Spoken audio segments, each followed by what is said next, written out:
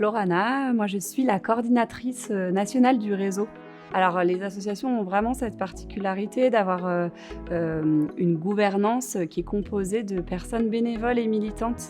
Et c'est ce qui les distingue d'une collectivité, d'un service public ou bien même d'une entreprise. Donc la gouvernance d'une asso, c'est vraiment des personnes qui donnent de leur temps salarié et bénévole pour fixer un cap politique à un projet associatif qui est ensuite mis en œuvre par des salariés. Donc la gouvernance d'un conseil c'est le conseil d'administration d'une part, donc c'est les différents administrateurs. Et puis c'est aussi tout ce qui constitue les adhérents et les bénévoles. On peut imaginer de constituer différents collèges, à minima 2. Un collège qui va être un collège de personnes morales. Ça va être des financeurs.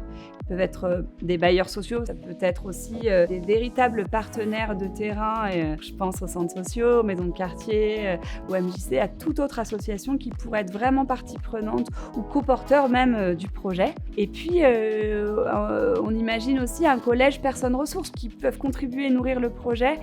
Et le troisième collège qui me semble un collège essentiel, c'est vraiment le collège adhérent. Donc ça va être les utilisateurs et les utilisatrices du projet au quotidien, les personnes qui vont venir consommer autrement dans les épiceries éphémères, dans les groupements d'achat, qui vont donner de leur temps bénévole au quotidien, sur le terrain, dans les quartiers.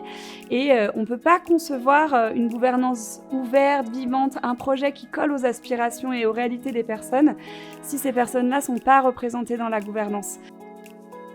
Alors je m'appelle Zeynep, j'ai 41 ans, je suis maman de 2 enfants et infirmière de profession.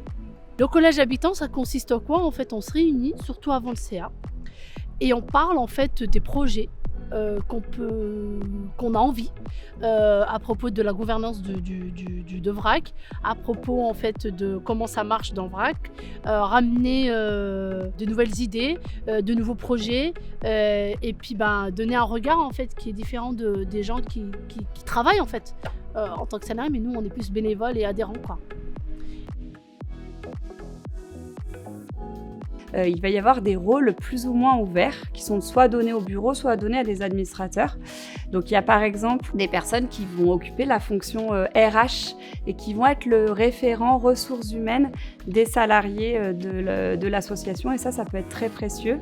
Il peut y avoir des personnes qui ont aussi des affinités un peu sur tout ce qui est l'approvisionnement, et ça c'est aussi comme c'est le cœur de notre métier, ça peut être vraiment utile. Des personnes qui vont vouloir s'engager à VRAC pour être dans le faire et venir en soutien des salariés sur les événements, sur les distributions, lorsqu'il va falloir vraiment mettre la main à la pâte et donner un coup de main supplémentaire bénévole.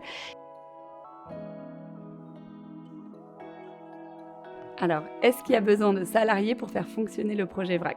Oui, évidemment oui, parce que c'est un vrai travail. Et j'ai même envie de dire que nos salariés, au moins le premier qui démarre, est un peu le mouton à 5 pattes.